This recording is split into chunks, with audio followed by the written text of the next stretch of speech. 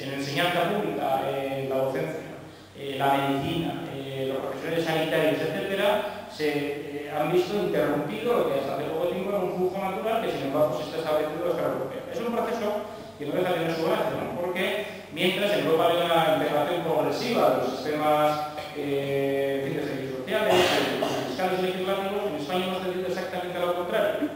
Por ejemplo, mientras ahora en Europa está en marcha el proceso de Bolonia, en virtud del cual se pretende que todas las universidades de la Unión Europea ofrezcan titulaciones prácticamente intercambiables, con muy pequeñas diferencias, para garantizar que cualquier graduado de cualquier universidad europea tiene los mismos conocimientos y, por lo tanto, puede, sin necesidad de ningún tipo de homologación, trabajar en cualquier país de la Unión Europea. En España tenemos diferentes sistemas educativos que son progresivamente divergentes, distintos, con diferentes currículos, con situaciones ya completamente disparatadas, como lo que, por ejemplo, está saliendo a la luz con la asignatura célebre de la educación por la ciudadanía, que, cierto, nosotros como partido apoyamos, pero apoyamos como una asignatura cuyos contenidos deben ser decididos no por el Consejo de Ministros del partido, sino por un pacto escolar entre los docentes, que son quienes deberían estar encargados de decisiones educativas. Pero fíjense, por ejemplo, lo que ocurre con la educación para la ciudadanía. Es realmente una película de Paco Martínez Soria. El gobierno de Valencia ha decidido que Valencia se va a dar así, pero en inglés. De esta manera, los niños valencianos pues, podrán discutir entre ellos de derechos, de igualdad y de contenido de la Constitución con una gran fluidez. En Andalucía está recurrido por todas partes en el Tribunal Supremo de Andalucía, que a su vez se dedica a la legislación como si no existiera la unidad jurídica jurisdiccional en España. Esto luego acabará en el Supremo y acabará por la tarde como acaba. Es decir, es un proceso constante y permanente de que, no diría ya de desigualdad jurídica, sino de que todas las normas que aprueba el Estado son normas que inmediatamente han de ser interpretadas y no adaptadas a la realidad específica de la comunidad autónoma.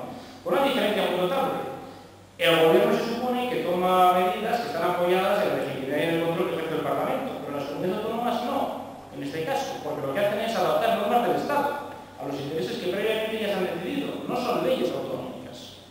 Bueno, este es un proceso, en fin, como decía, es un tema que efectivamente es prácticamente interminable y cada día se va incrementando con algún nuevo detalle o sorpresa.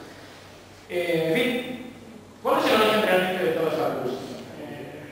Tenemos la desgracia de que somos un país poblado básicamente por gente apolítica a la que lo público le da exactamente igual, con una capacidad de sufrimiento interminable. Bueno, pues quizás también eso sea un problema, la poca educación cívica, ¿no? O la poca tradición cívica democrática que tenemos en España.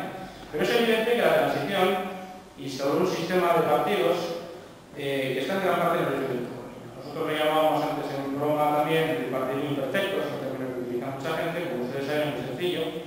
Consiste en que solo hay dos grandes partidos nacionales que, sin embargo, dada la gran dificultad que tienen para obtener la mayoría absoluta, pues necesitan que como inevitable refugiarse en algún partido nacionalista.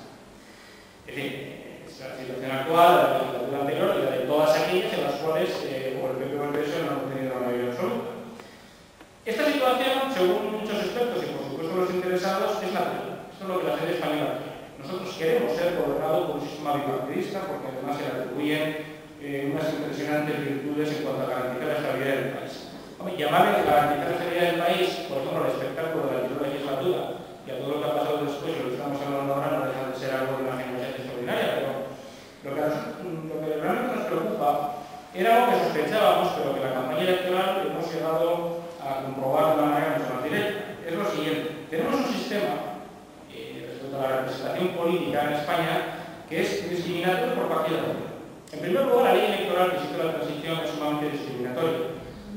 Se olvida muy a menudo, por cierto, que es una ley que fue pactada por las Cortes franquistas justamente para que las Cortes franquistas aceptaran hacerse el aquí de convocar el referéndum de la reforma política. Lo que aquella ley pretendía garantizar era que aquellos procuradores franquistas, al menos algunos de ellos, los que tenían más ambiciones políticas, consiguieran tener bases territoriales de poder. Es decir, que las provincias pequeñas, menos pobladas, tuvieran una sobrerepresentación en votos tales que algunos de aquellos procuradores que tenían sus clientelas rurales, en pueblos, en determinadas regiones de España, consiguieron volver a entrar en el Parlamento. Lo que ocurrió fue más o menos lo contrario. Los grandes partidos nacionales se fueron apoderando de las provincias más, en fin, no voy a decir casadas, no sé si adecuado, más despobladas, con la demografía más débil por razones evidentes, y en determinadas regiones los que sacaron tajada de esta medida que nos nacionalistas encontraron que tener una representación muy compacta en una circunscripción provincial daba unas enormes ventajas. Bueno, la situación es la que todos ustedes conocen. Es decir, nosotros tenemos más o menos los mismos votos que el PNV y tenemos un diputado y ellos tienen 6. Izquierda Unida tiene el doble de votos que nosotros, un poco más, y tiene también 1. Si sumamos los de Iniciativa per Cataluña, 2, pero en fin, es un partido complicado porque a veces son 1, a veces son 2 y hay días que creemos que son 3. O sea que estamos también averiguando en el Parlamento y que suele dar bastante claro. Bueno, por lo tanto, tenemos una ley electoral que ya desde sus inicios fue pensada para impedir la aparición de grandes partidos nacionales que pudieran hacer la competencia al PP y al PSOE. Cuando esta ley se hizo, el único partido que protestó, lógicamente, fue el PT, el Partido Comunista, porque era un partido muy perjudicado. Posteriormente, Izquierda Unida abandonó toda crítica sobre esta cuestión. De hecho, Izquierda Unida, por mucho que ahora se queje solamente y llena de compasión y se vea las vestiduras, ha hecho mucho por asegurar este modelo bipartidista todos estos años. Y en segundo lugar hay un segundo nivel de discriminación, que es justamente el económico. Si la ley electoral ya pone sumamente difícil y complicado el hacer un partido político que dispute la representación de los partidos nacionales, el siguiente escalón de discriminación es el sistema de ayudas públicas. Conocíamos más esta cuestión, la hemos conocido últimamente muy bien, entonces hemos asistido a espectáculos como algo que probablemente vamos a impugnar formalmente. Parece que es la primera impugnación que se va a presentar en la mesa del Parlamento por un miembro del Parlamento, que fue la constitución, en nuestra opinión, totalmente fraudulenta del grupo mixto que se ve del mixto. Me refiero a aquel que formaron Izquierda Unida con Iniciativa per Cataluña, que son todos, que son uno, más Esquerra Republicana de Cataluña y el BNG. El fraude fue tan increíble porque el reglamento del Congreso dice que los diputados que tienen un grupo pueden salir del mismo, pero solo al final del periodo de sesiones, en el caso de que cambien de opinión, lo cual significa una permanencia, creo, de unos 4 meses. En este caso, este grupo fantástico duró un día. Duró un día porque el BNG se unió a los dos grupos para poder cobrar el mail. ¿Qué es el mail? Dirán algunos de ustedes. El mail es una subvención que da el Estado solo a aquellos partidos parlamentarios que no han tenido representación. Y que en el caso de Izquierda Unida, según sus declaraciones, ascendía a 5 millones de euros. Es decir, todo el sistema está de tal manera orientado que un nuevo partido no solamente se encuentra con que va a costar mucho tener representación, sino que además no tiene dinero para hacer algo que, según todos los analistas, influye muchísimo la cultura electoral de los ciudadanos, que es el hecho de recibir en su casa los sobres de los partidos con los papeles. Es el mail.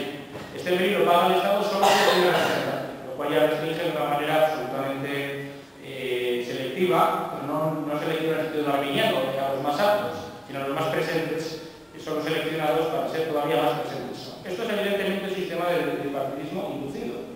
Realmente la posibilidad que hay de que un partido nuevo como el nuestro consiga romper toda esa serie de barreras era muy baja. Los bancos que no nos quisieron prestar nada tenían sus razones para no hacerlo, que también demostraban que su compromiso con la promoción de la democracia brilla por su centro.